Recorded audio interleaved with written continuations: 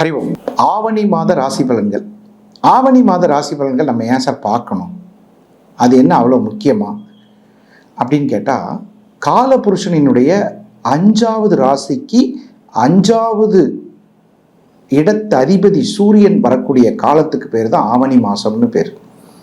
ஆவணி மாதம்னா என்ன சார் அப்படின்னு ஒரு கேள்வி இருக்காது. ஆவணி மாதம்னா என்ன அப்படின்னு கேட்டால், சிம்மம் என்று சொல்லக்கூடிய காலபுருஷ 5ஆம் இடத்திற்கு சூரியன் வரக்கூடிய காலத்துக்கு பேர் ஆவணி மாதம்னு பேர்.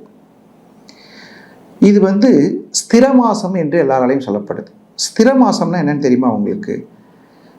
ஆவணிக்காக காத்திருக்கிறாங்க நிறைய பேர்.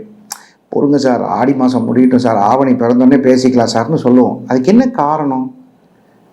கேது என்ற நட்சத்திரத்தின் மீது சூரியன் பயணம் செய்யக்கூடிய காலகட்டம். இது எல்லாமே விசேஷம்தான். எப்பயுமே பாருங்க, கேதுவின் நட்சத்திரத்தில் சூரியன் பயணிக்கக்கூடிய காலம் எல்லாமே விசேஷமான காலம். ஒன்று சிம்மத்தில், ஒன்று தனுசில் மூலத்தில், மேலே மேசத்தில் அஸ்வினியில். ஸோ இது எல்லாமே சிறப்பான மாதங்கள்.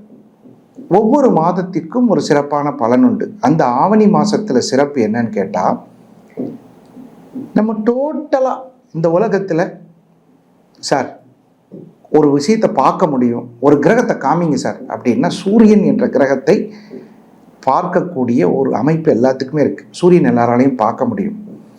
அந்த சூரியனுடைய சொந்த வீடான சிம்மத்தில் ஆட்சி பலம் பெறுகிறது.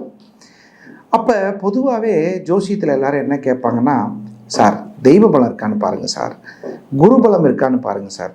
ஏதாவது ஒரு தெய்வ பலம் இருந்தால் தான் சார் ஒரு காரியத்தை சாதிக்க முடியும். இந்த உலகத்தில் 2 விஷயம் இல்லைன்னா என்ன இருந்தும் பிரயோஜனம் இல்லை. கர்ணனுக்கு எல்லா விதமான தகுதியும் திறமையும் இருந்து குரு சாபத்தால் அவனால் ஜெயிக்க முடியல. ஒரு வித்தை எப்பொழுது பயன்பட வேண்டுமோ அப்போது பயப்படலை.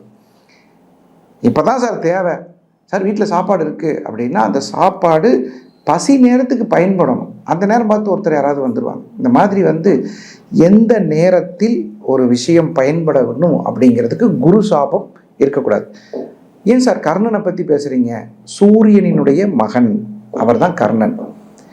அப்போது குரு சாபம் நீங்குவதற்கும் தெய்வ சாபம் நீங்குவதற்கும் ஆவணி மாதத்தில் பிரார்த்தனை செய்து கொள்ளலாம். அவங்கவங்க குலதெய்வம், அவங்கவங்க குருநாதர், அவங்கவங்களுடைய எதிர்காலம், இதெல்லாம் ரொம்ப ரொம்ப முக்கியம். தெய்வ பலம் வேணும் சார். உடம்பே சரியில்லை சார், எந்த கோயிலுக்கு போனால் சரியாகும், எந்த கோயிலுக்கு வேணாலும் போ, ஆனால் ஆவணி மாதத்தில் போ. ஆவணி மாதத்தில் தான் விநாயகர் சதுர்த்தி, கிருஷ்ண ஜெயந்தி, நிறைய விழாக்கள். நீங்கள் ஆவணி மாதம் பிறந்துட்டாலே நிறைய விழாக்கள் இருந்துகிட்டே இருக்கும். இதுக்கெல்லாம் காரணமாக இருக்கக்கூடிய ஆவணி மாதத்தில் எனக்கு தெய்வ பலம் வேணும், குரு பலம் வேணும்னா ஆவணி மாதத்தில் எந்த கோவிலுக்கு சென்றாலும் பலன் உண்டு. எப்பேற்பட்ட ஆவணி மாதம். சரி, இப்போ என்ன பண்ண போகிறோன்னா 12 ராசிகளுக்கு எப்படி இருக்குது அப்படிங்கிற ராசி பலனை இப்போ பார்க்க போகிறோம். கும்ப ராசி அன்பர்களுக்கு குடும்பத்தில் மகிழ்ச்சி ஏற்படும். மனசில் இருந்து வந்த பிரச்சனை சரியாயிடும். 7ஆம் இடம் தான் கணவன் மனைவி. கணவரை பிரிந்திருக்கும் ஒரு சிலருக்கு, ஒன்றும் எல்லாருக்கும் நினச்சக்கூடாது, ஒரு சிலருக்கு கணவரின் அன்பு பாசம் கிடைக்கும். உங்கள் தவறுகளை நீங்களே திருத்தி கொள்ளும் ஒரு வாய்ப்பு ஏற்படும். இது ஒரு பெரிய பியூட்டியான டைமுங்க. நம்ம செஞ்ச தப்புக்களை நம்மளால் கண்டுபிடிக்கவே முடியாது. தெரியுமா உங்களுக்கு? சில பேருக்கு மனசுலேயே ஒரு பெரிய கருத்து என்னென்னா, நான்லாம் தப்பு செய்ய மாட்டேன், நான்லாம் எப்பயுமே கிரேட்டு, எனக்கு தெரிஞ்சு நான் தப்பே செஞ்சதே இல்லை. அதெல்லாம் சும்மா. மனுஷனாக பிறந்தாலே தவறுகள் செய்வதற்கு வாய்ப்பு அதிகம், தப்புகள் செய்வதற்கும் வாய்ப்பு இருக்குது. தன் தப்பை உணர்ந்தவன் எப்போதும் நல்ல இடத்துக்கு போவான். அதனால் உங்களுக்கு 7ஆம் இடம் பலமாக இருக்குது. திருமண வாய்ப்புகள் சரியாகும், மன நிம்மதி கிடைக்கும், உங்களுடைய தொழிலில் ஏற்படக்கூடிய வாய்ப்பு சரியாகும். எதிரிகள் பணிவார்கள். என்ன வார்த்தை கவனிச்சிங்களா? எதிரிகள்னு உங்களுக்கு யாராவது இருப்பாங்க.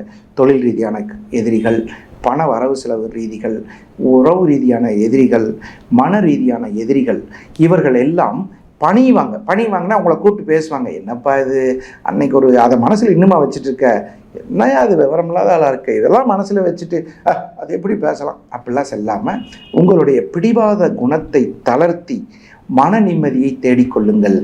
உலகத்தில் ஒன்றுமே இல்லைன்னு தெரிஞ்ச நீங்கள் ஒருத்தரை பழிவாங்க துடிக்கிறது தவறு. மன நிம்மதியுடன் உங்களுடைய கருத்துக்களை பகிர்ந்துக்கோங்க. தப்பு செய்கிறவனை மன்னிக்கிறவன் பெரியவன், அதை மறக்கிறவன் கடவுளுக்கு சமமானவன். ஸோ அதனால் நீங்கள் அதை உணர்ந்த நீங்கள் 7ஆம் அதிபதி சூரியன் ஆட்சி பெற்றிருக்கும் காலத்தில் எந்த தவறு யார் செய்திருந்தாலும் மன்னித்து விட்டு மன நிம்மதியை தேடி செல்லுங்கள். குழந்தைகளுக்கு படிப்பு மனப்பாட சக்தி சிறப்பாக இருக்கும். 2ஆம் இடத்தில் இருக்கக்கூடிய சனி பகவான் மன நிம்மதியை தந்தே தீர்வார், அதில் எந்த சந்தேகம் கிடையாது. வாக்கு பலிதம் நன்றாக இருக்கும், சொன்ன சொல் பலிக்கும். நீங்கள் இந்த மாதம் முழுவதும் வழிபடக்கூடிய தெய்வம் அருள்மிகு திருச்செந்தூர் முருகப்பெருமானை வணங்கி கொண்டால் சிறப்பு. சார் இந்த மாதத்தில் போக முடியாது சார், வீட்டிலிருந்தே கந்த சஷ்டி, வேல்மாறல் அல்லது முருகன் சம்பந்தப்பட்ட உங்களுக்கு பிடித்த பாடல்களை பாடிக்கொள்வது சிறப்பு.